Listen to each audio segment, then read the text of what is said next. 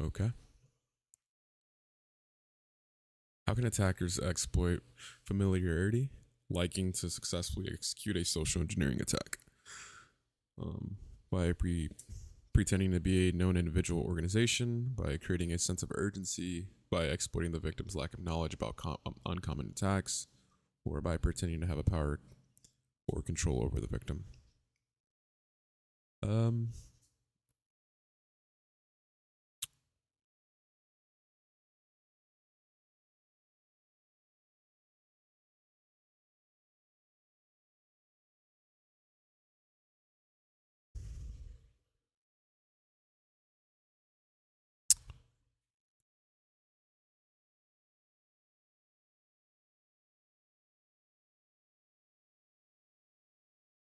I think B. B sounds like the more appropriate answer, just because every other answer is more centered to um, not really knowing the individual first. Um, I'll say B for here. What do you think, Nova? Could you share the question so I can see it, please?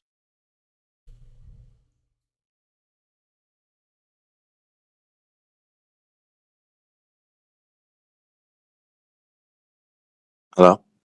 Yeah.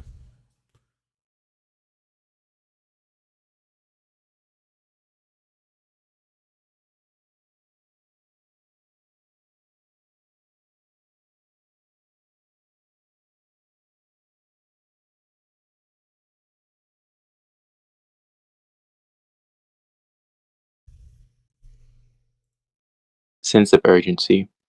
So B. Well, by pretending to be a known individual or organization, attackers exploit. By pretending to be a known individual or organization to gain the trust of the victim. By establishing trust, the attacker can easily. Okay. Sure. Um, what differentiates a logic bomb from a trial bomb with disabled functionality after a set time? Uh, the use of a specific date for activation. That sounds about right. The presence of hidden malicious code. No. The user's awareness and can no. The ability to spread like a virus or worm. No. I think it would simply be the use of a specific date for activation.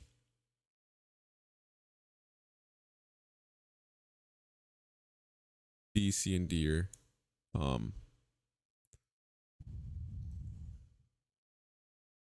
I'm sure a trial bomb has malicious hidden code. I'm sure that the user's awareness and consent to the payload is for both, and the ability to spread like a worm or a virus or worm is probably the same. But that's just to say whether or not a logic bomb and a trial bomb are that similar to each other. I'm familiar with the logic bomb.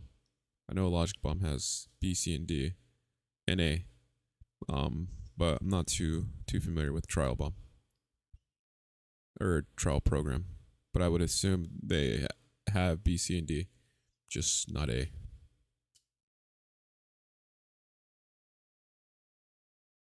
And it was C. The user's awareness and consent to the payload. Logic bomb is a piece of code intentionally inserted into a software system that triggers malicious function when specified conditions are met to be considered a logic bomb. The payload should be unwanted and unknown to the user of the software, and contrast trial programs with code that disables certain functionalities after set time are not normally regarded as logic bombs, as users are typically aware of the consent of these limitations.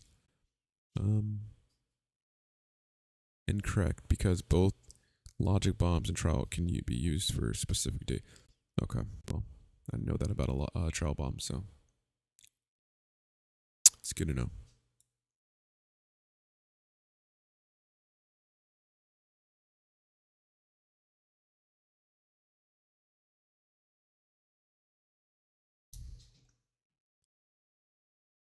What is the primary technique used by advanced ransomware to extort victims for payment?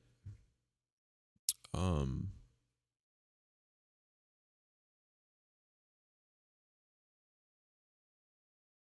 Deleting files from the victim's system, encrypting the victim's files, overloading the victim's network, modifying system settings.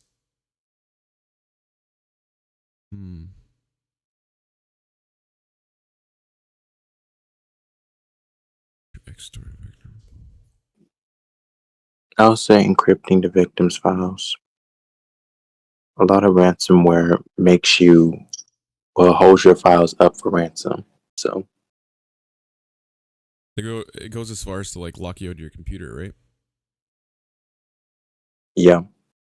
Yeah. So I'll also say B.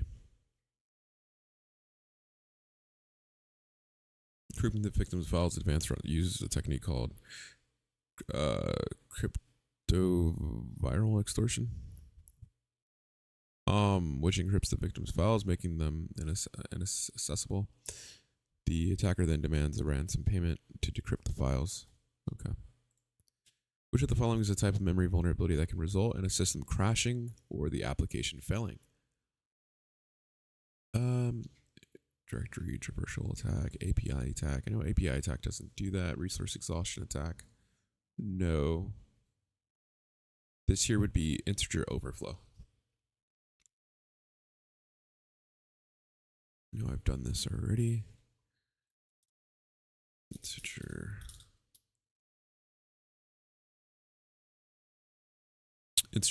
overflow is a memory vulnerability that might cause a system to crash. So that's what I have here in my notes. So we can move on.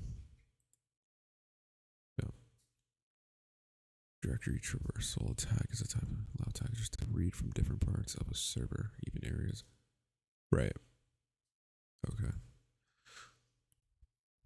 Want to read this one, Nova? Which of the following is defined in the rules of engagement for a penetration test?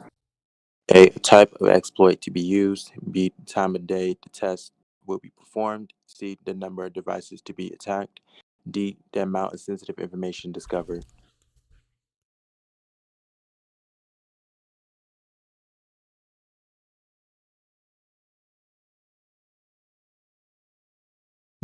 Rules of engagement for penetration testing.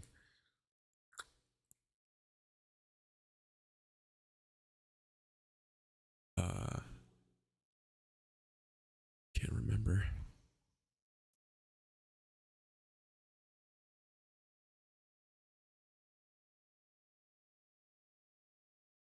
I think A and B are going to be ruled out. Okay.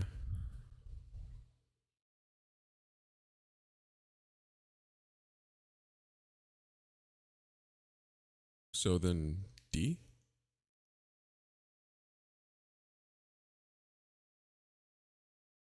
It's likely.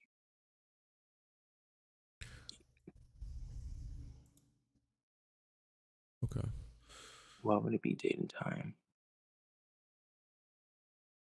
Rules of engagement define the purpose of the test and what the scope will be for the people who are performing this test on the network. This means that everybody will be aware of what systems will be considered and perhaps the time of day that will be used to perform these tests. Hence, the correct answer is B. Okay. It's good to know.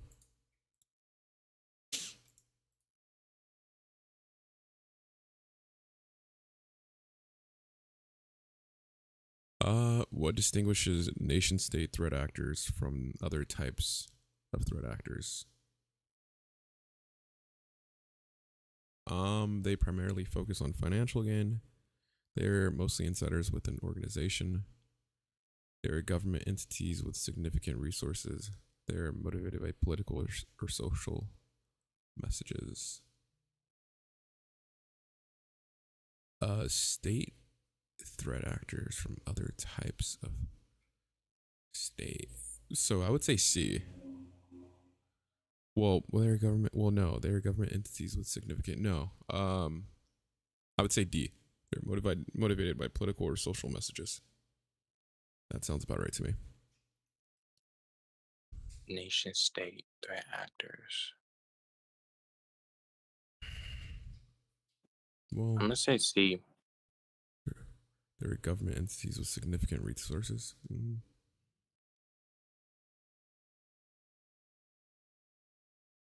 State. Because it says nation state. So I'm assuming like a whole nation. Government entities are basically affiliated with nations.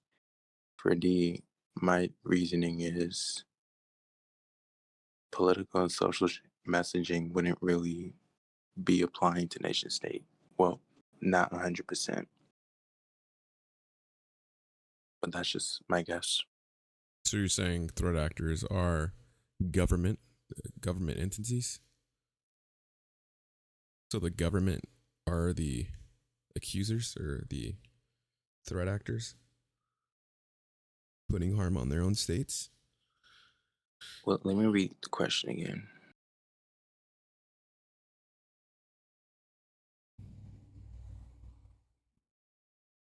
I think what it's saying basically is what is the difference between threat actors um, from nation states than just regular threat actors?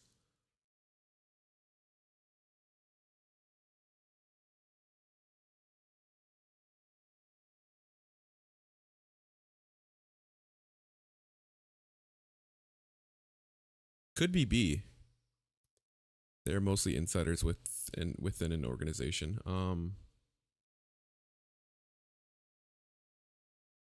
It's either C or D then. That's my guess. I'll say D. There are government entities with significant resources. Nation state threat actors are typically government entities, often in charge of national security. These actors have significant resources, enabling them to hire top technologists, security experts. Their primary goal is usually related to national interests or geopolitical objectives rather than the financial. Guess I like misunderstood the question.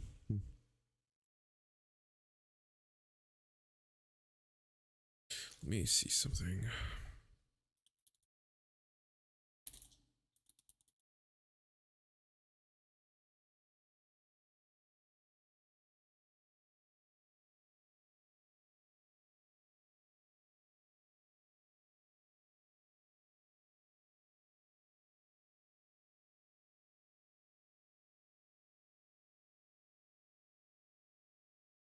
Nation state threat actor in cybersecurity refers to a government sponsored entity or intelligence agency that conducts sophisticated and targeted cyber attacks with political, economic or military motivations on other nations, organizations, or individuals.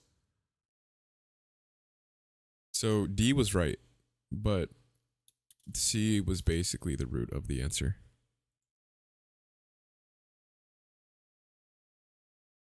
Which of the following best describes time of check to time of use attack? Time of check.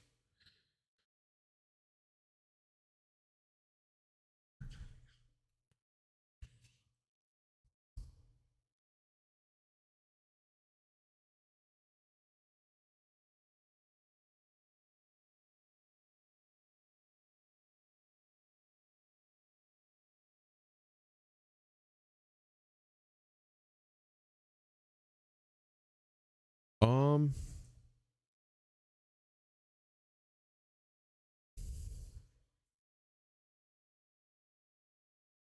I could say I could see A just because I feel like A kind of um you're kind of checking with A, and then you're executing with it as well near the end. So time of check would be the parallel computing environments to perform, and then the brute force attack would just be the time of use. Um,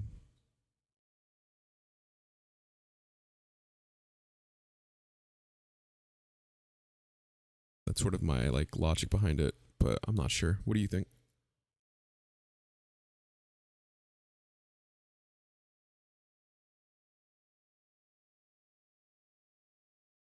I'm not exactly too sure. Because time of check, that means like, well, I'm not exactly too sure, but time of use would be when this when the system is basically in What? use from the acronym, right? Yeah, when something's being like executed. Time to check. Time of check, I would assume. Um, I guess the time you check something. Then it might be A then. It's B. The time of check, okay, is an attack where the attacker takes advantage of the system's race condition to execute malicious code. Oh, I guess I could see that too. Time of check working with B2 because it takes advantage of the system's race condition to execute malicious code. Well, then again, no. How do you really? In such attacks, the attacker checks the system's state at a particular point in time and then modifies it before the system can use it. By doing so, the attacker can bypass security mechanisms to execute arbitrary code. The other options are incorrect. Okay. It's good to know.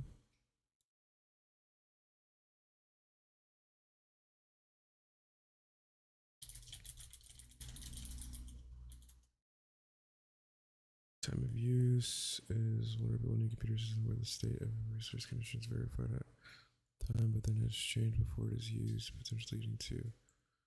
Okay. Let's move on. What is the primary purpose of heap spraying in a computer security exploits? Heap spraying. I know I got that before, but to encrypt data in the target's process memory, to facilitate arbitrary code execution, to remove vulnerabilities from the target's process, to create a secure communication channel with a target process.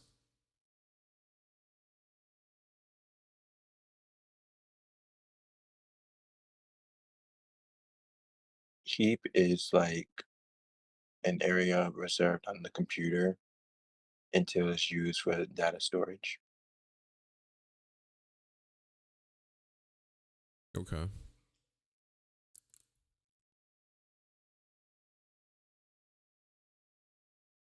So if that's what heap is, then that would explain A, right? Because it's data that's already there, and then the spraying would be encrypting that data that's in a target's process memory. I don't think so, though. What do you think it is?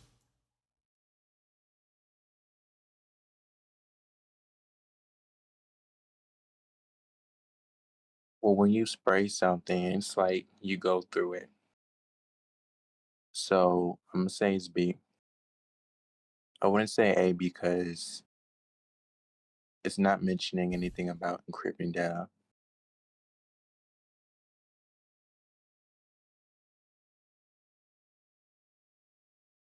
Oh, I see. That is true. It's not mentioning anything about like encrypting it. It's just saying to encrypt data in the target's. Well, well, yeah, it is. So to encrypt data in the target's process memory. To encrypt something must mean that it's encrypted. You know what I mean? No. Okay, well, so to encrypt data in the target's memory. So to even remotely encrypt something, it has to be encrypted. It's saying to encrypt data in the target's memory heap. If heap, as you say, is data, wouldn't that like explain heap and then spraying to encrypt data? Spraying could just be the encryption part. I don't know. We'll see. Well, To facilitate arbitrary code, heap spraying is a technique used in exploits to facilitate arbitrary code. It works by allocating large blocks in the target's process heap and filling the bytes in these blocks with specific values. Okay.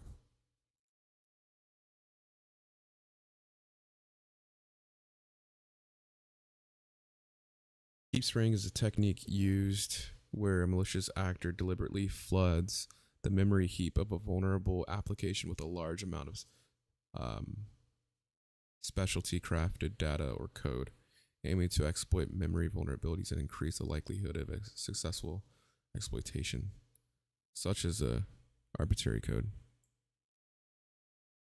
Yeah, so when you said like encrypting, you're not manipulating the data because in the question it didn't say anything about manipulating anything. That's why I didn't pick A.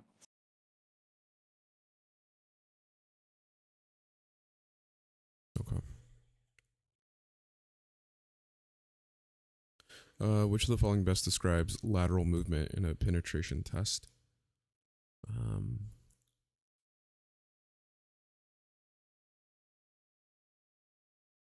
Lateral movement.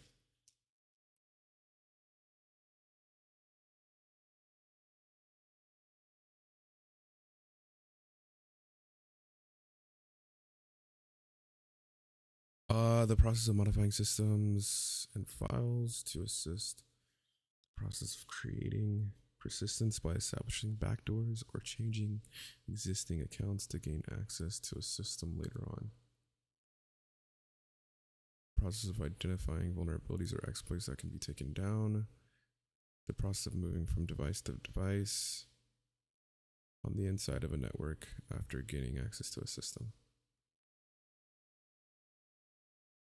D doesn't seem like a lateral movement. The process of identifying vulnerabilities or exploits that can be taken down. C doesn't either. Process of creating persistence by establishing backdoors or changing existing accounts to gain access to a system. The process of modifying and systems and files on the device to assist with the penetration test. A or B? It's kind of where I'm at. Not sure though. I don't know what a lateral movement is. Lateral movement, the best way I can describe it is where you enter an area that you're not supposed to, but you keep finding gold. Oh, so then B. Then yeah. Oh no. The process of moving from device to device inside the network after gaining access to a system is called lateral movement. D could have been it too, with the logic that you had. I kind of glossed over that because it is moving around with different accesses that it's gaining over the network. So, all right.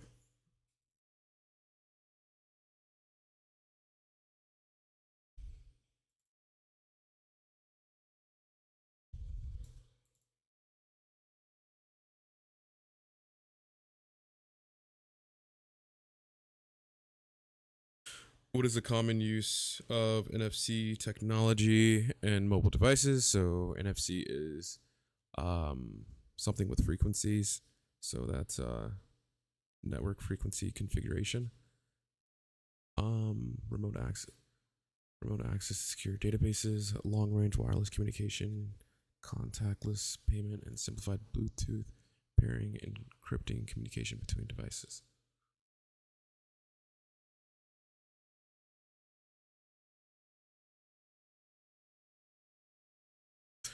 I could see D. Wait. NFC technology, mobile devices. Oh, it's B. It has to be B. Wait. NFC. NFC is near field communication, so how it can be B? Yeah.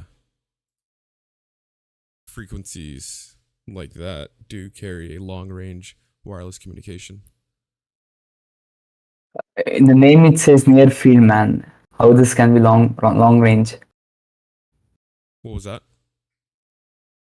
Your mic is a little too loud. Let me lower you. It's kind of muffled. Say it again. The NFC itself says it's near field communication, so I don't think it's B because it says long range wireless communications. Oh, I didn't know that was the acronym. Near. So that's true. So Near wouldn't it field be? communication. So I think it's C because Like they take the phone, your payment machine, and it suddenly pays, and like there are many things like that. So I think it's C. I agree. Oh, That's true, the because best common it's use. NFC technology, right? And I think NFC is like paired in our phones, right? It's like in every like real like smart device. So Yeah, so that yeah. that would explain the contactless payment. So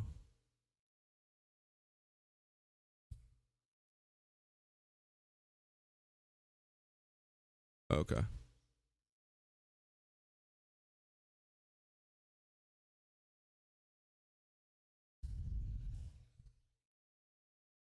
Crypto, would you like to read the next one? Yeah.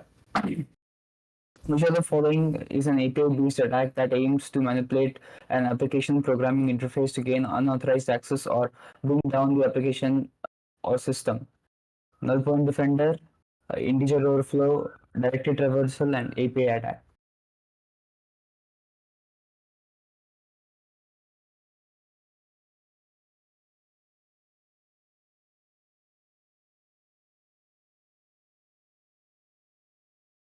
Uh, it's D, I think.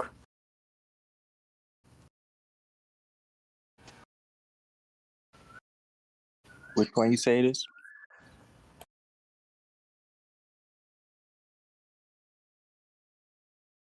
Let's see. Manipulate application. It says application programming interface. That's what API. And directory traversal is not related to API nor integer flow and null point defender, I guess. So I think it's API attack. Yeah. And that's because it has API in the name, like in the question.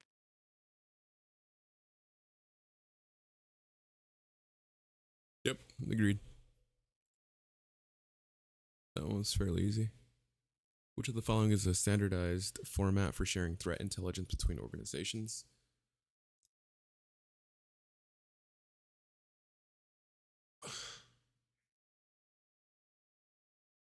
AIS. Man, I know these words.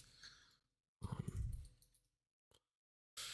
so AIS is an automated indicator sharing. Yeah. This is a with AIS you're able to um share threat information between organizations. Chat says it's C. Who? Oh, but it isn't standardized. It's not a standardized format, so that's what throws it off. So yeah, it could be C.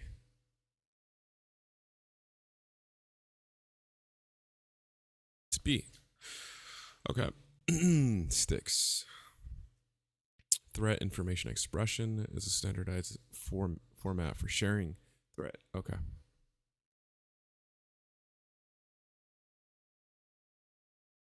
AS is a method used for securely and automatically sharing threat information between organizations, but it is not standardized format. Taxi is a trusted transport mechanism, and dark web is an overlay.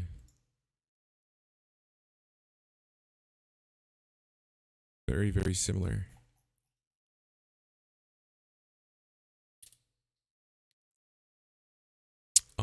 Which of the following is a common technique used in penetration testing to gain access to a system? So when we take long with these questions, Anki tend to run them back so that way it can better retain in our minds. So this is a question we already had. If I remember correctly, it was. Wait, actually, the answers are a little different. What is a common technique used in penetration testing to gain access to a system?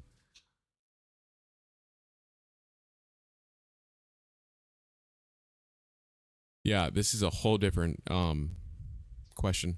So a common technique used in penetration testing. We all know what penetration testing is. Installing antivirus on a system. That's completely the opposite of what you're going to need to remotely use a penetration test. Performing regular backups of the system. No, that's not what a penetration test, or not one of its techniques. Creating a backdoor or pivot to gain access later. Yeah, I could see that. Scanning the system for open ports. Yeah. Okay. Scanning the system for open ports. Yeah. Okay. Yeah, I could see that too. I could see C and D. Nova. I don't think it's C. It's not C. It's not C because like creating a backdoor is when once you get into the system, then you create backdoors and start pivoting. So it's just to gain access. So creating backdoors and pivoting point is like after gaining access. So I think it's D.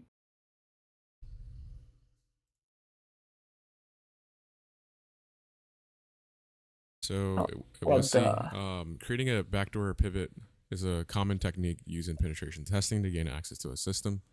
After getting access, the tester may reconfigure an existing account, change or configure default passwords for a particular service, or create a backdoor to allow access to the system later. Yeah. Let's read D. Or no. Yeah, D. So scanning the systems for open ports. Scanning the system for open ports is an important security measure to identify potential vulnerabilities, but it is not a technique used in penetration testing. So D would have been more of like a vulnerability scanner. Penetration testing is more centered around attacks, and installing antivirus isn't an attack.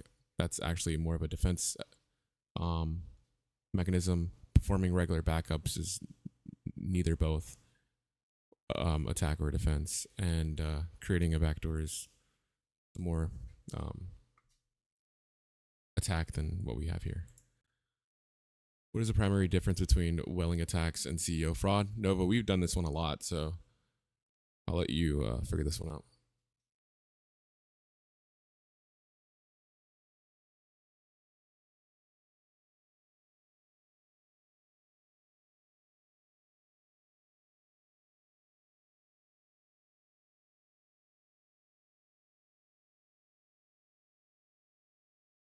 It's possibly B.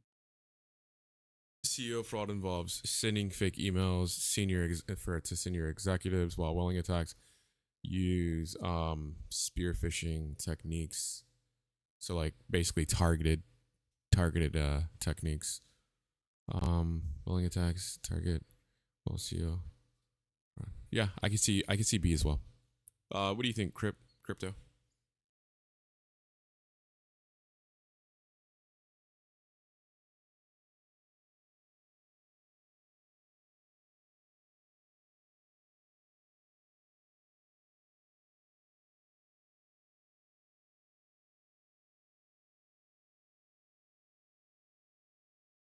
He said whirling is not spearfishing, but B, I guess.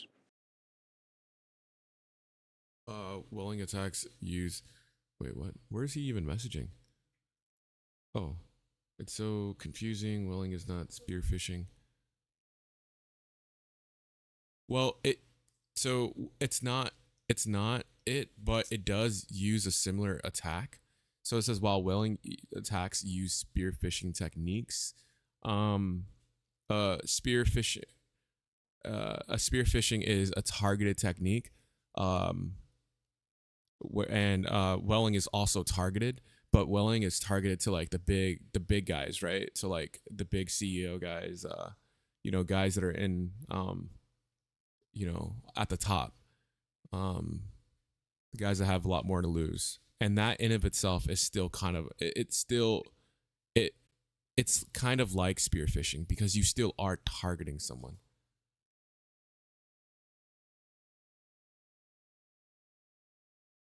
That's my logic behind it. So yeah, let's go with B. Yeah, so it is B. CEO fraud involves sending fake emails. Okay, while Welling attacks use spear phishing techniques. While Welling attacks use spear phishing techniques to target senior executives and other high-profile individuals with customized content, often related to a subpoena or customer complaint. On the other hand, so there it is.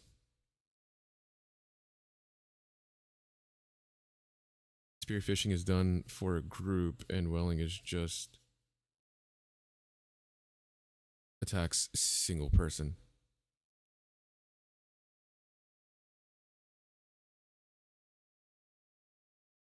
All right, we can move on.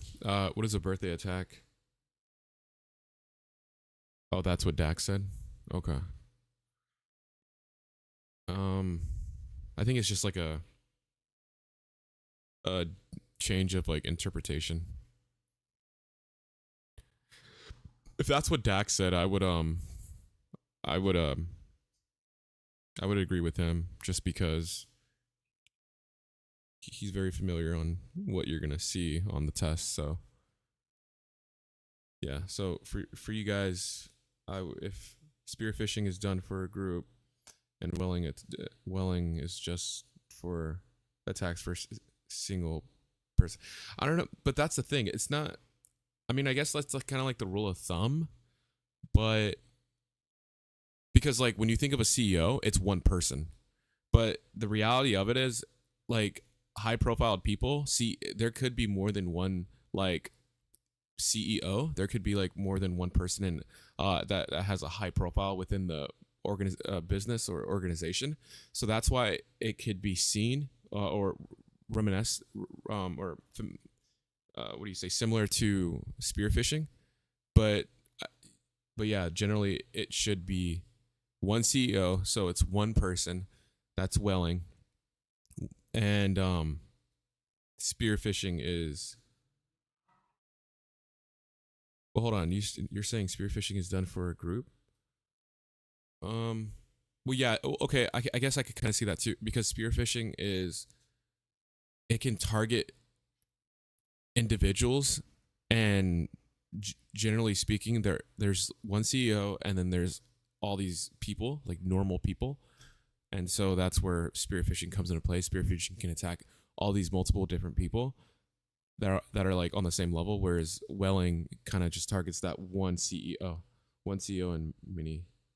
Yeah, exactly. You know what? I think you're getting it confused. The previous question, if I remember correctly, it was like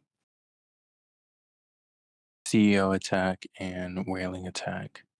So, and the correct answer was sending an No, email no. from the officers, right? No. He's basically debunking what a welling attack is and a spear attack is. He feels like those are two different. They're not even similar. Like they're not even similar. They don't use like the same technique. He's saying that a spearfishing is done for a group, and a welling attack is done with just a single person.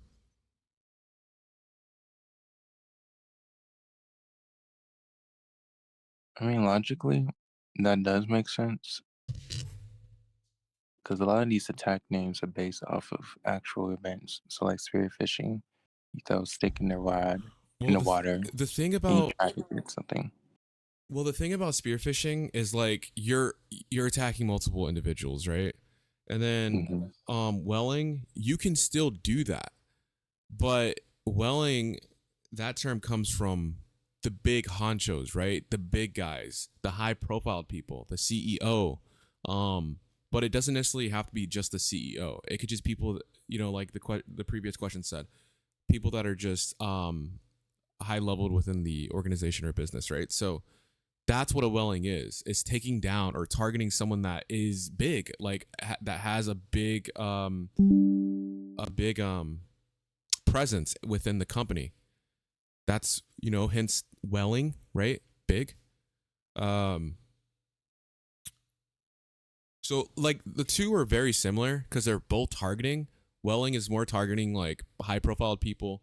Spearfishing is targeting like just normal people.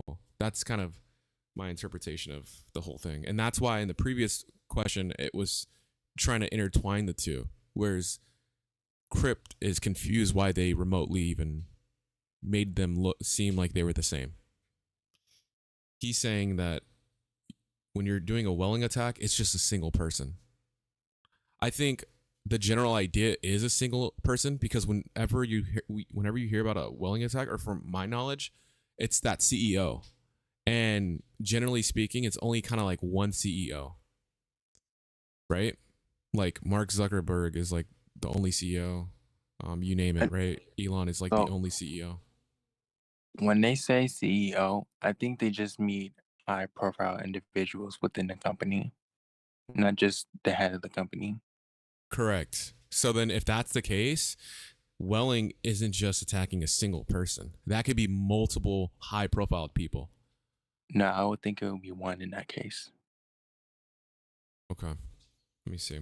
Let's see what ChatGPT thinks, because Josh McAdor doesn't agree with this. Is Welling attacks for a single person? Let's say. No, Welling attacks, also known as CEO fraud or business email compromise, are targeted phishing attacks that are specifically aimed at high-profile individuals within the organization, such as executives or senior management, rather than a single person.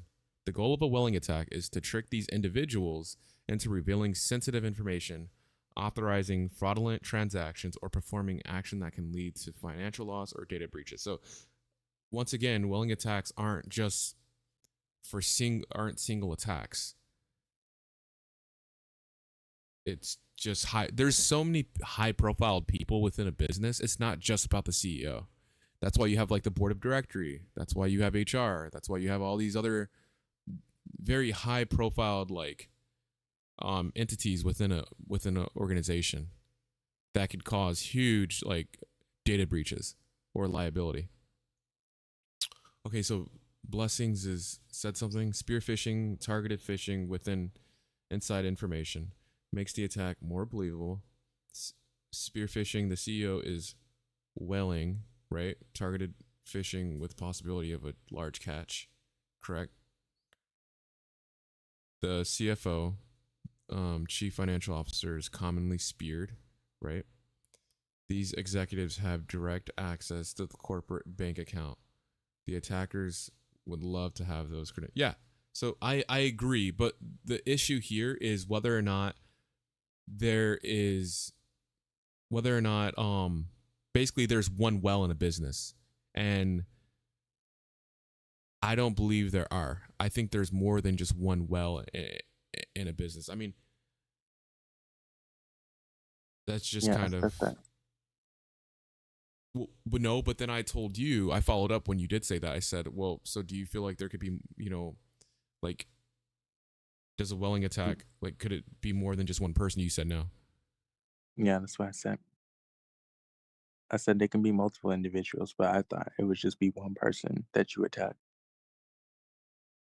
Yeah, I mean, look, that sounds right, because again, it's generally there's only that one CEO or that one chief of officer, but it's saying here that Welling attacks are just high profile people within a business, which also makes sense.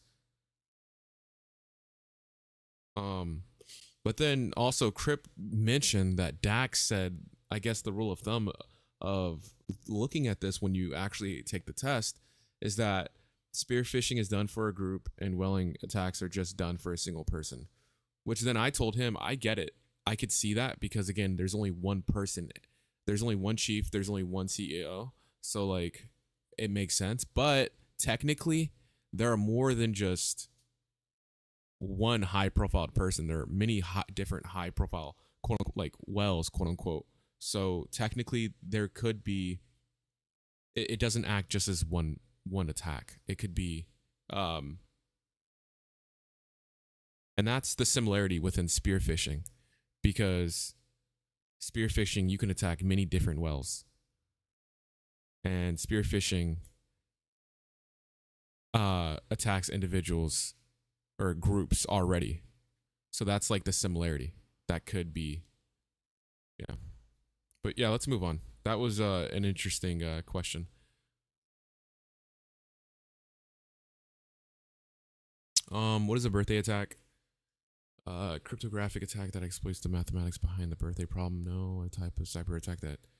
No. An attack that uses brute force to break. No. It's a math theory. Yeah, I think it might be A.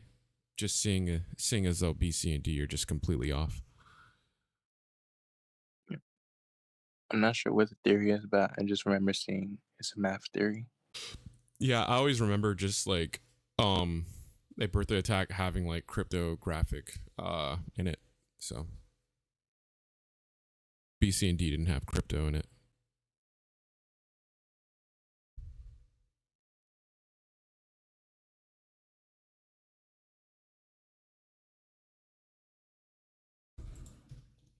Um,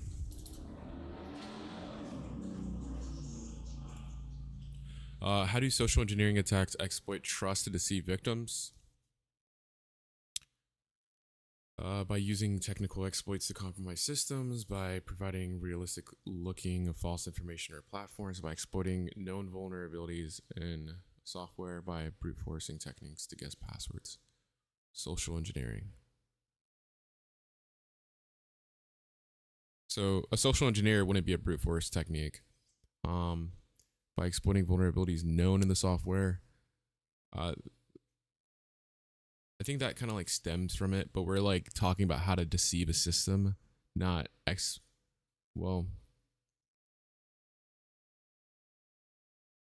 yeah, we're talking about exploiting and deceive a victim, not exploiting vulnerabilities in a software. By providing realistic looking false information or platforms that could deceive someone. Or A, by using advanced technical exploits to compromise systems. Let's look at chat. Crip says it's B. Blessing says it's B. I can agree with it being B as well. Nova? Okay, I'm going to assume you think it's B too. It was B. Which of the following is an important step to take during a penetration test? Only test during non-working hours. That isn't really important. Use all known information about the system being tested. Use all known information about the system being tested. Okay, I mean, I could see how that's important. Create a backdoor for persistent access. That's for sure. That's very important. Use the same technique repeatedly until access is gained. I don't think that's going to help it at all. What do you guys think this is? B, use all known information about systems being tested. I could see that. B, Nova? B. Yeah, I agree. Okay, well, it was C. Oh. I guess it does make sense because a penetration test does correspond with, creating backdoors and, getting into the system. Use all known information about the system being tested. I mean, that's pretty obvious, right? But I guess... Well, from reading the explanation, it makes sense why it's not B. Because when you're doing a penetration test, you're not going to know all the secrets behind it. You have to find it. So that makes sense. Well, it does, because think about it, right? So it's saying which of the following is an important step to take during a penetration test. Well, it's not even just a penetration test, just any test, in general, right? Whether you're fixing a computer or anything like that, you want to know all the information provided before, doing anything. Well, I think that defeat the purpose of it. Well, so that's why, breaking the question down is super important, because it's saying which of the following is an important step to take during a penetration test, right? So if it said just test, then I would think it would be B. But the fact that it's saying it's narrowing down, it's putting us in a corner and saying a penetration test. It would be, the abilities of a penetration test. Does that make sense? So I would agree if it just said, which of the following is best important step to take during a test? It would be B, just to use all known information. But since it's like kind of putting us in a corner and saying penetration test, we have to realize, well, what's the first thing we should do with a penetration test? Like, what does a penetration test even do? I think the key word is during, not starting.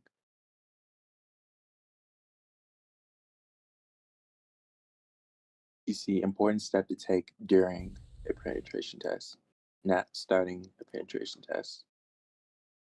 So that's why we could have been wrong. Yeah, that is exactly, that is the key word, during.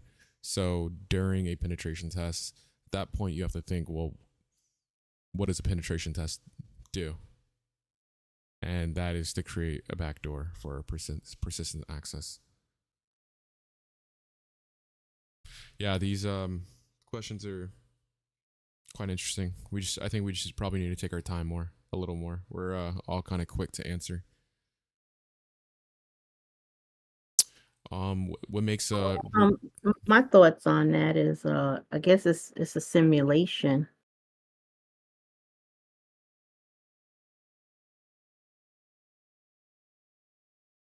Could you elaborate?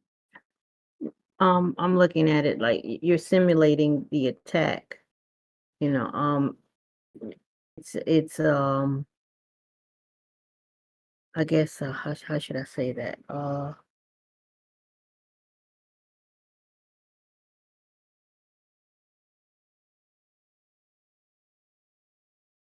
You're testing for I guess the vulnerabilities and scanning other things. Basically you're uh, let me see how could I it's in my head. So Let me think of it like this, right? Because again, it said during. Like, okay, what is the first step you take during? Think of it like this: like, what is the first step you're gonna take during making a bowl of cereal? Are you gonna think about like how to make it, or are you just already gonna You're in process. you're gonna just, well, no one processes it, right? We just already kind of like know. You're gonna go for the bowl or go for the fork. Like, no one's sitting there like saying, like, how do I make a bowl of cereal? Like, the fact that you're even in the process of making a bowl of cereal is obvious to conclude that you already know how to make the bowl of cereal. So I think that's where that question was coming from, because it was saying like, what is the first thing you do during a penetration test? Well, you know, so because you're right, for thinking of it the way you are, but that's just thinking too deep into it. Where, Okay. you see what I'm saying? It's as simple as that. We're thinking way too deep into it. And Okay. I'm here when Dax, I don't know if you're familiar with Dax, but he Yes. talks a lot about questions like this, and how CompTIA really does do their best to trick you. And the biggest factor of people not passing is because we think way too far into it. Okay. Keep it surface. Exactly. Okay. Thank you. Hey, Blessings, would you like to read the next question? I have a kid that's sleeping Oh, okay. in here and No, I can't make too much noise. no worries. I'll take it from here. What makes rootkit detection particularly difficult?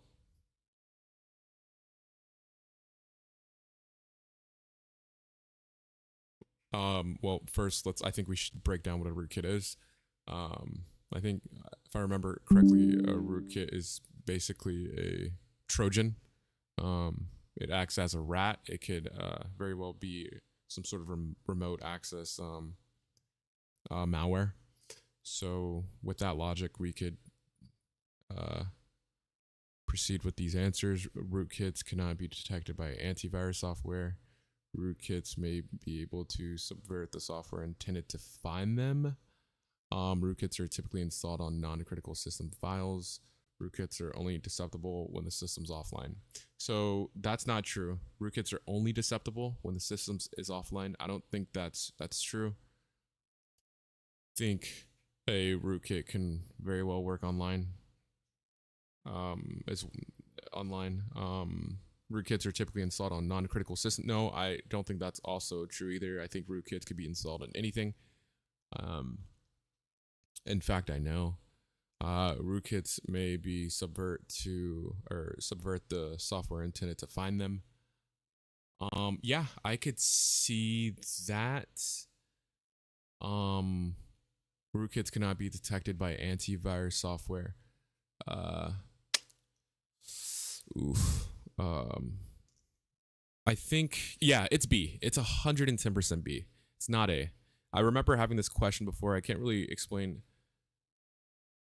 so in depth, but I do remember something like a rootkit not or being able to disguise itself away from the antivirus. So in this case, subvert the software intended to find them. Let's go B. A and B are so similar, but I want to go B. Yeah, let's go B.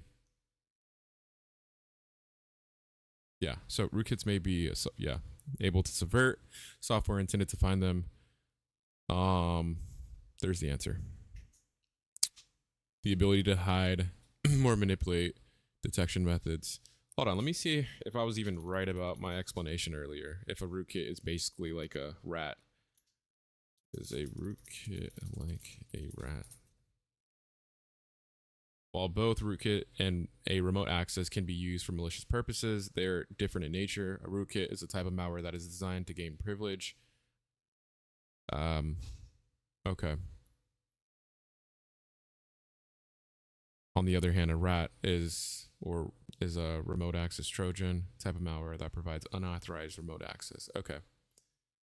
So yeah, guys, they're both malwares, but rat is remote access and a rootkit is privilege access.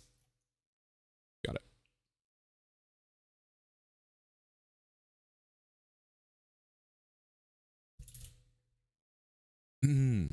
Nova, would you like to read this one?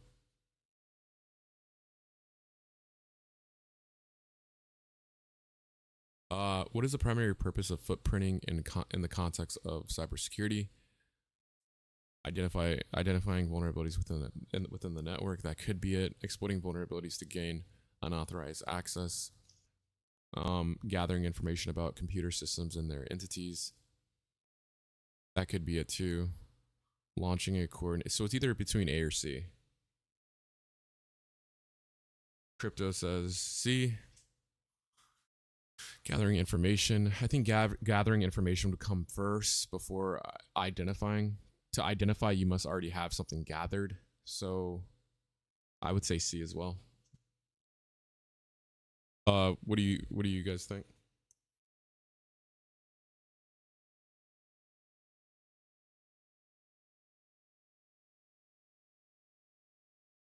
A is vulnerability scanning, identifying vulnerabilities. Yeah, that is true. That is very true. Gathering information about a computer system and their entities. Not sure. Probably C. Probably C. All right, let's move on. I think it's C. So, footprinting, guys, in the context of cybersecurity is gathering information about a computer systems and their entities, such as reconnaissance and, such as reconnaissance. Just think of it as that.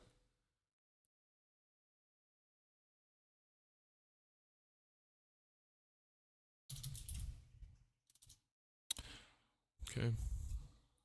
What is the significance of collision attacks and cryptography?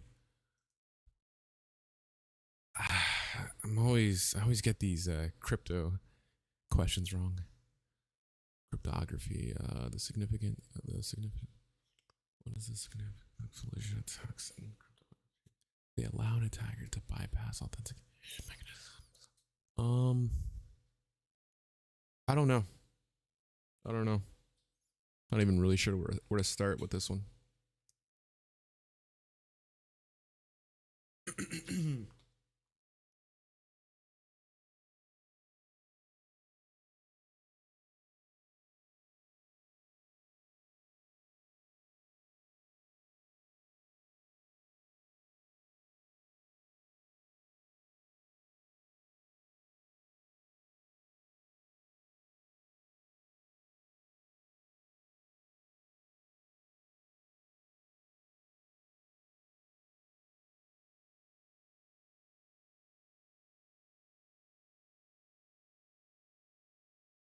It might be B.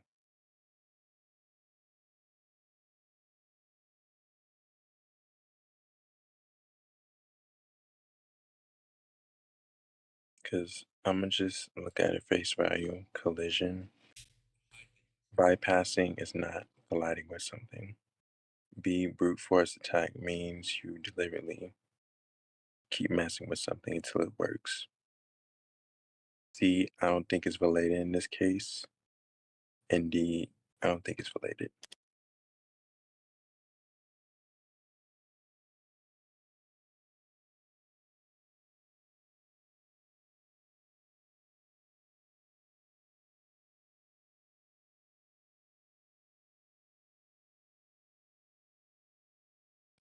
Crypto says it's A though, so I'm not too sure. All right. So, what is the significance of a collision attack? They allow. So I'm seeing A. They allow an attacker to bypass authentication mechanisms. I've noticed crypto. Anything crypto is always like something encrypting, or something about authentication. So it could either be A or D. They allow an attacker to encrypt data. But I don't really know. I don't even know where to start, so we could just move on. But crypto's saying A.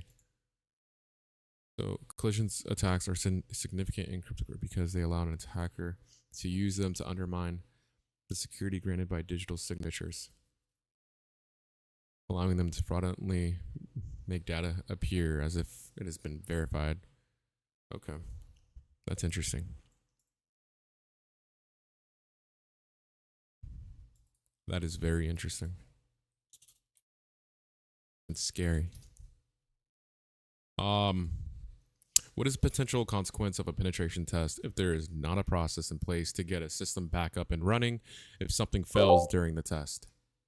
Can I ask that you go back to that so I could screenshot it, please? Sorry.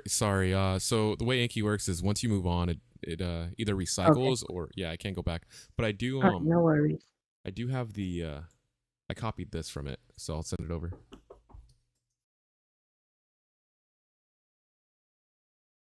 That's not Messer's questions, right?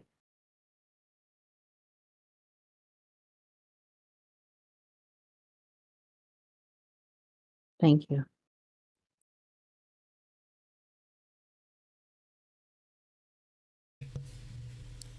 Okay. Oh, crypto screenshot it. There you go. What is the potential consequence of a penetration test if there is not a process in place to get a system back up and running if something fails during the test? I'll let you guys figure this one out. I'll be right back. I'm gonna AFK for like 1 minute.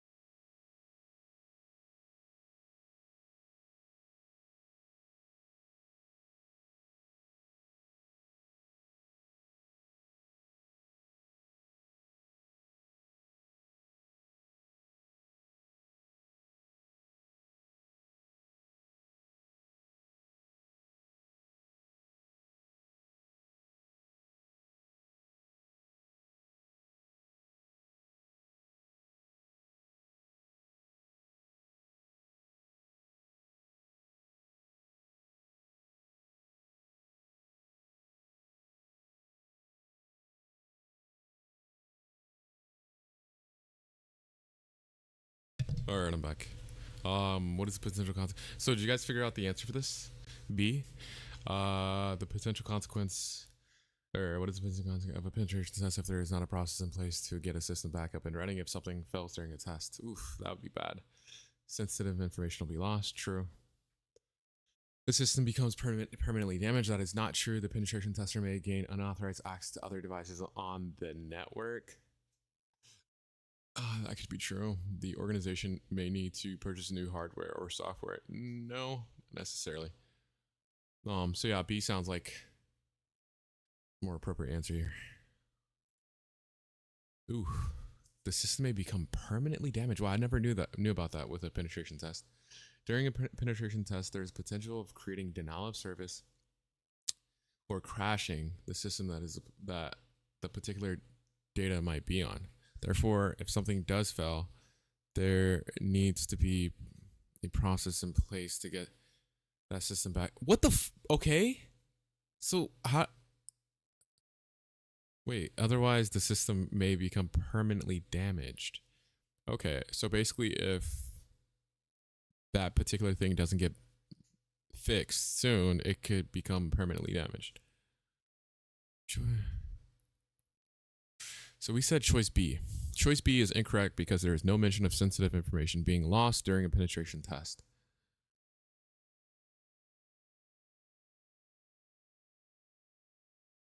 Oh, right. Duh. Okay. I think that's us thinking a little too deep into it as well. Because from hindsight, sensitive information being lost, it necessarily wouldn't be lost. It'd just be stolen. Why would it be lost? A penetration test backdoors into your system getting unauthorized access to ultimately steal data, not for data to be lost. Duh, right? Now, if it said for sensitive information to be stolen, then yeah. That's the general idea of what a penetration test. But but under the context of the question, saying, what is the potential consequence of a penetration test if there is not a process in place to get a system back up and running if something fails during a test? So it's already speaking as if the penetration happened and the system's down, and what's going to happen if we don't get it back up and running. I never knew that a system can become permanently damaged from this. So this is very interesting.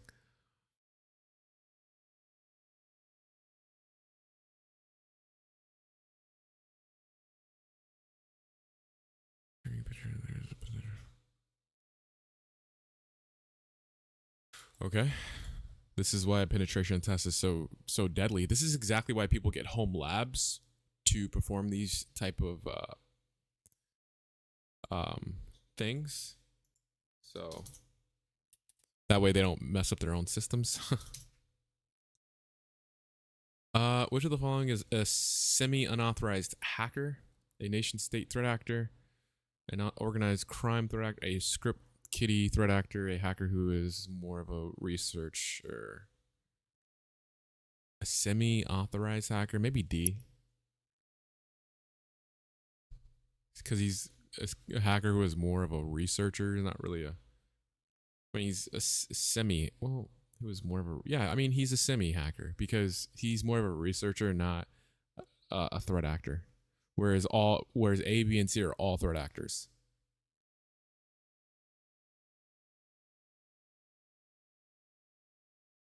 Yeah. Let's go with D. Yeah, so it was D. Let's move on. In cybersecurity, what is the relationship between card cloning and skimming?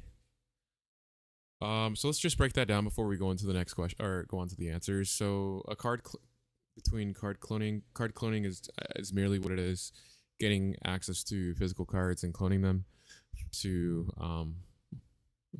use them for malicious gain, and skimming is having that device on some sort of RFID. I'm not really sure if it's an RFID, but some sort of like machine to ultimately also steal someone's Hey, where can I get these? Is it under paywall? What do you mean? Where can you get these? Are you saying this resource that we're using right now to study? Yeah, I'll go ahead and send it to you. It's free. It's Josh McAdore's new uh new you know, new thing. He just came out with this, I think maybe a month ago.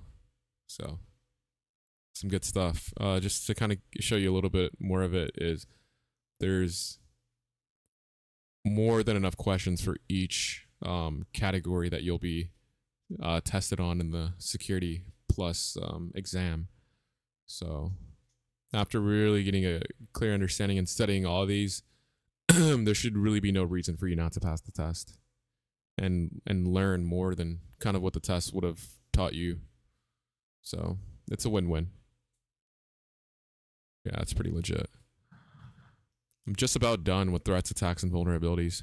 I would have already been done, but the cards recycle the longer we take, and it also recycles the longer you take to complete the deck.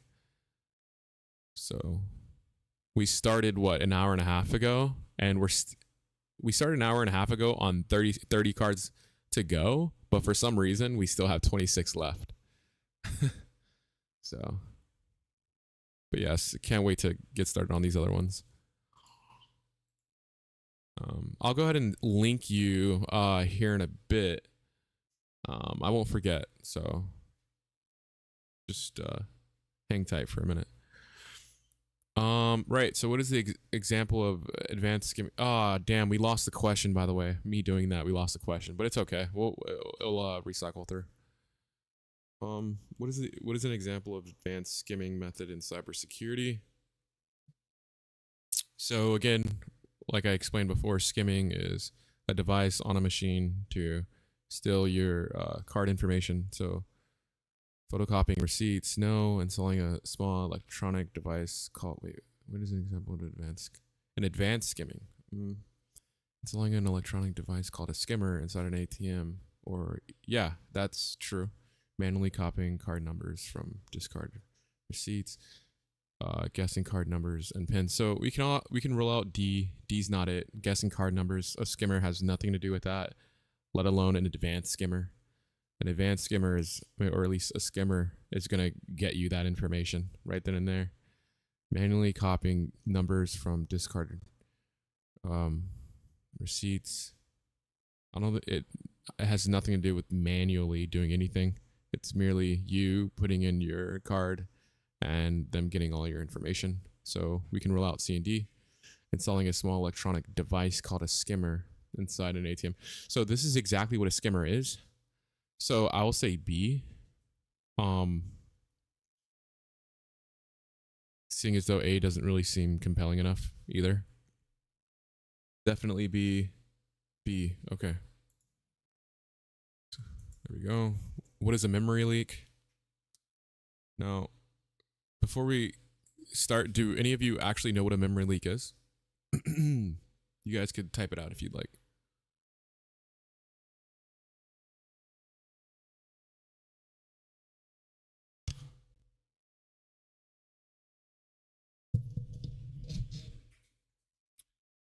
Yeah, so it's pretty much like within the name, memory leak. A leak of memory. I think it has something to do with your RAM, if I'm not mistaken. Maybe data. Resource exhaustion. Resource exhaustion also has something to do with your resources, so like, no, not RAM. Okay. So data. So a leakage of your data. Okay. An attacker, when a large number is placed into a smaller section of memory, we can rule that one out. How an attacker, or an attack where an attacker tries to manipulate the API of an application. That could be it, and that may have caused the memory leak. I'm not sure. An attack where an attacker uses a null point dereference to crash an application or system. I do remember something about a null point being associated with memory leak, so that could be it. an attack where an attacker reads from different parts of a server where normally they should not have access. That's definitely not D. So it seems to me it's either B or C. But again, I vaguely remember null pointer being intertwined with memory leak.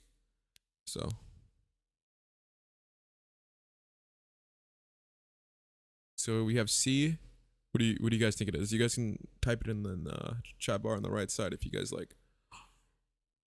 B is an API attack. Yeah, it's an API attack. An API attack is some sort of application interface attack, right? Some sort of language attack onto an application, right? And A is an integer overflow, I guess. Place in a smaller section of memory. So it's C. Okay, let's move on. Yeah, so C, an attack. Okay. A memory leak occurs when an application allocates memory for storage or calculations, but the memory is never returned back to the system when it's no longer in use.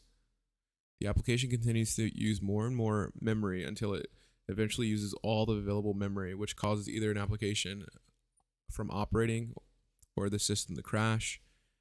An attacker can use a null pointer dereference by making an application point to null section of memory where nothing exists instead of where the application data might exist, which commonly causes the application to crash.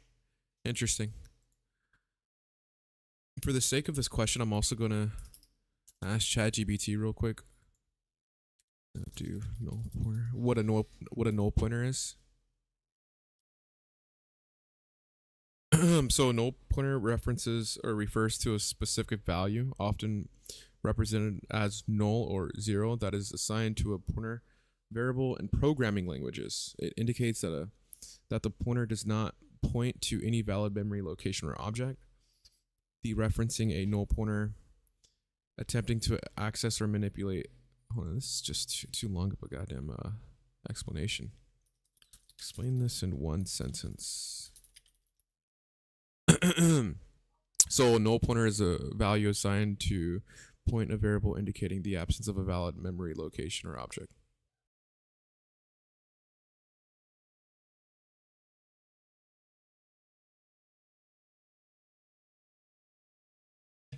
Okay.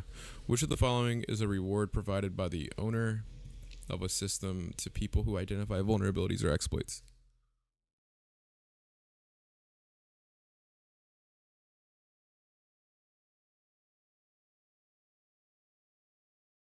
Yep. So let's break it down. Trojan horse is what, guys?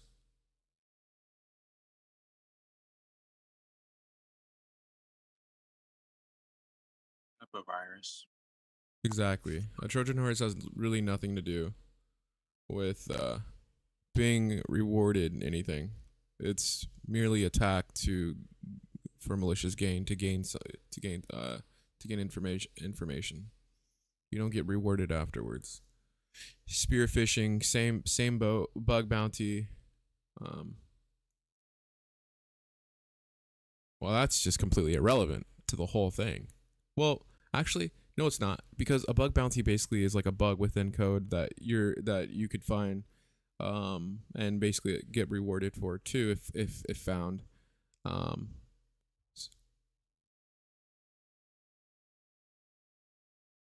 Yeah, that's actually a bug bounty could be it. Which of the following is a reward provided by the owner of a system to people who identify vulnerabilities? Yeah, that's a bug bounty.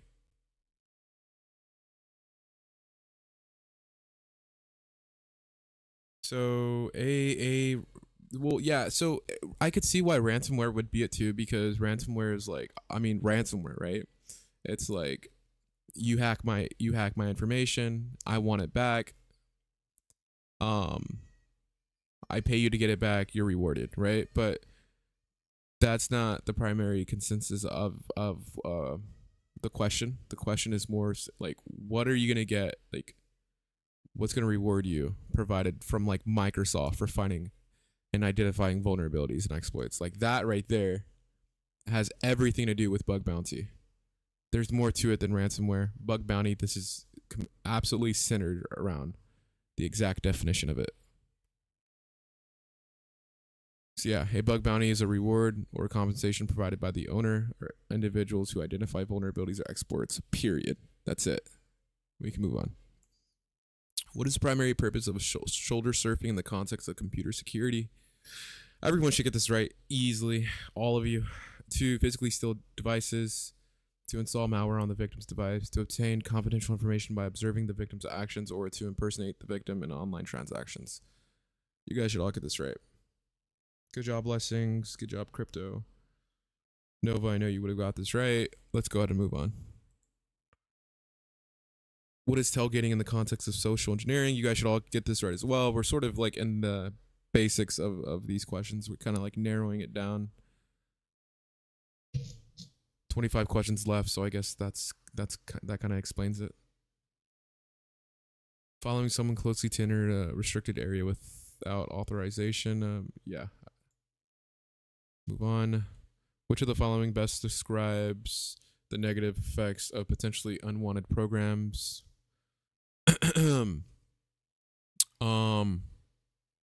Right. So pups always cause severe damage to the user systems. Not always. Pups compromise privacy, weaken security, and may display intrusive advertising. That's true. Pups only deliver unwanted advertising. No, that's not true. Not only unwanted advertising, it could do a bit more. Pups are always malicious software created by attackers. No, they're not always malicious. They could be annoying, but not malicious. B sounds like the more appropriate answer here. No. C. No. No, B. Yeah, B. Okay. I agree. B.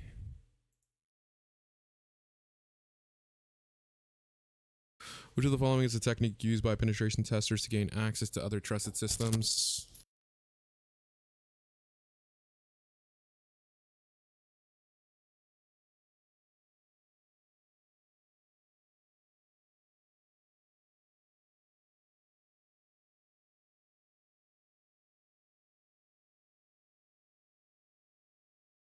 Going to be C, pivot point.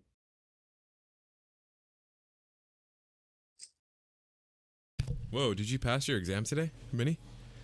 Yep. Dude, Or congratulations, man. yesterday. It's looking good on your name. A+, N+, Thanks. S+. Sheesh. Okay. I have the try. Which of the following is a technique? Oh, you said it's B? It's going to be C, pivot point, because you're inside of a system and you're using that system to get into another system. That's a pivot point. Okay. I believe you. Which of the following is a technique used by penetration testers to gain access to the trusted systems on the side of there? So that would be pivot point. Okay. Penetration testers use a pivot point, which is a system that they have already gained access to as okay. Let me just go ahead and copy this. Paste that right in my handy dandy notebook. Yeah, what was your score, Minnie? 759. Ooh, so you barely made the cut. I did, but Pass is a pass. yeah, Respectable. I had 3 PBQs, crypto. Oh, tragic. No, it's not that bad. I'm always confused with the cryptos. Even now I can't even remember what the hell it is. Crypto is like something with authentication or encryption, right? Say that again. Those crypto questions have like mostly everything to do with authentication and encryptions, right?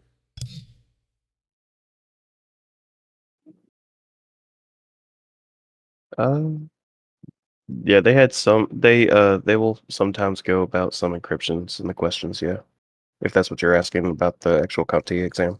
Regarding crypto, right? They'll go over asymmetric and symmetric encryption. Yeah, as far as crypto, no, not really. They'll ask you like what kind of malware there is. And cryptography is the one you just mentioned, right? The Yes, mathematical. Yeah. like if you're talking about crypto malware, they never mentioned it. Okay. Not on the 2 tests that I took. Okay. That's good to know. What is the primary goal of a dictionary attack in cryptanalysis and computer security? To exploit software vulnerabilities, to compromise a network by flooding it with requests. No, that's not it. To determine a decryption key or passphrase.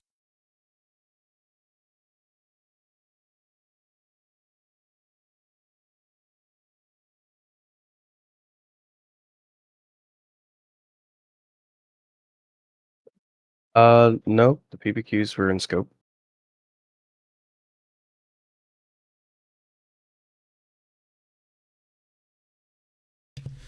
All right.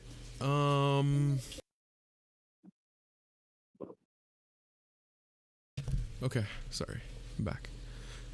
So to determine a decryption key or passphrase. So what do you guys think it is? C? So to determine a decryption key or passphrase by testing a subset of likely possible. Yeah, so that's the goal of a dictionary attack. Cryptanalysis. I'm not really sure what a cryptanalysis is, but I do know the goal for a dictionary attack is trying all the possibilities within its limit, which is the dictionary.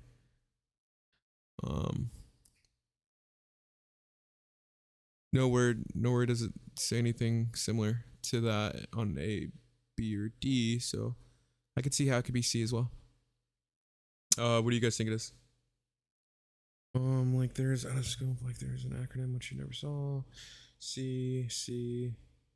Okay, we're gonna all C, so let's do C. Okay, C, it is. C is the right answer. Determine a decryption key or passphrase by testing a subset of likely possibilities. A dictionary attack is an attack that uses restricted subset of key spaces. Okay. That is good to know.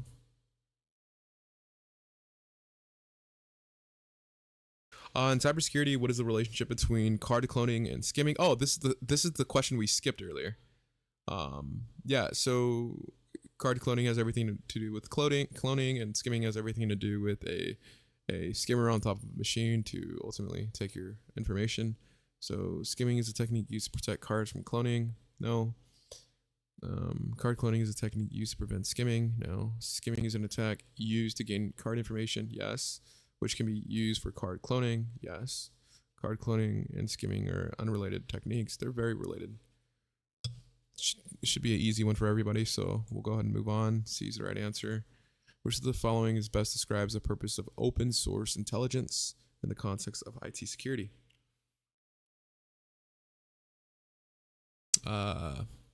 Right.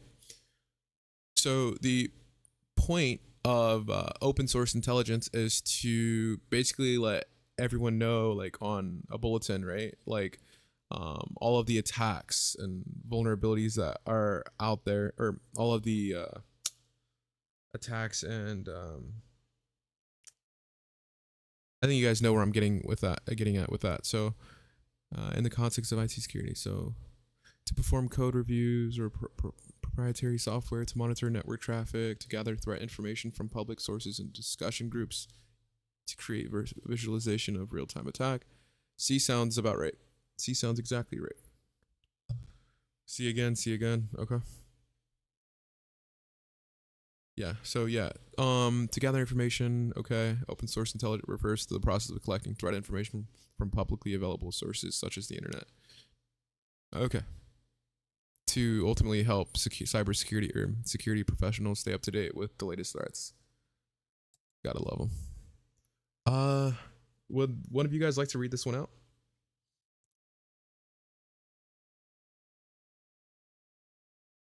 Okay. Which of the following is a type of passive footprinting that may be used to gather information about wireless network during a penetration test?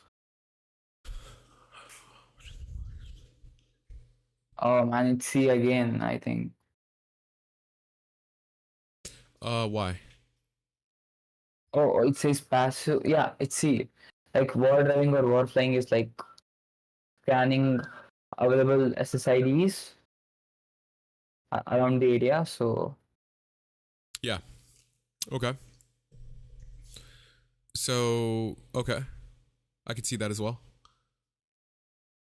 yeah. All right. This one's pretty straightforward. Let's just move on. Yeah, so to C. Easy.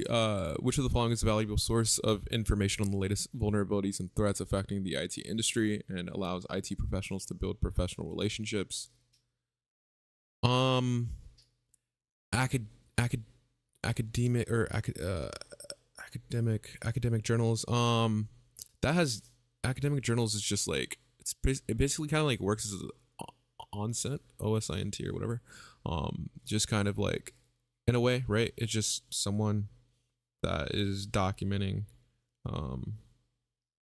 cybersecurity information ultimately, whether that being threats or any of their experiences or anything related to the field.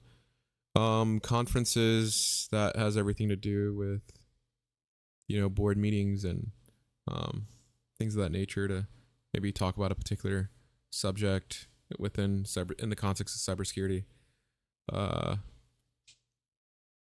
RFC documents, radio frequency configuration documents, I believe. Minnie, help me. RFC, I believe, is what RFC means. I don't know. National Vulnerability Database is exactly what it sounds like. Let me reread the question. Which of the following is a valuable source of information on the latest vulnerabilities and threats affecting the IT industry? National Vulnerability Database. The latest? It could be D. Academic journals affecting the IT industry. IT and allows IT professionals to build professional relationships. Conferences, maybe? Let me look. Sorry, I'm just now able to look. National Vulnerability Database. Which of the following is a valuable source of information?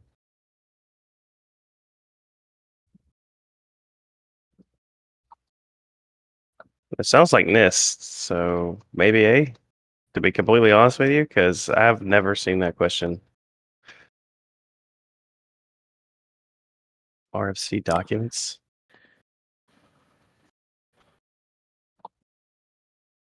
Let's see. Vulnerabilities and threats affected in IT industry and allows IT professionals to build professional relationships. Conferences. Yeah, just because of the second part, I think it's conferences. Yeah, conferences is where you can go to gain information about all sorts of different cyber attacks, threats, defense. I agree. Let's roll with conferences. That is true. Yeah, so it is conferences. All right, guys, that wraps it up for me. I've been at this for about 2 hours plus. It was fun. So yeah. Hey, can you share this? Yeah. Before I go, I'll go ahead and send that over to you. Thanks, man. All right, guys. I'll see you guys tomorrow, or maybe later on today. Bye-bye.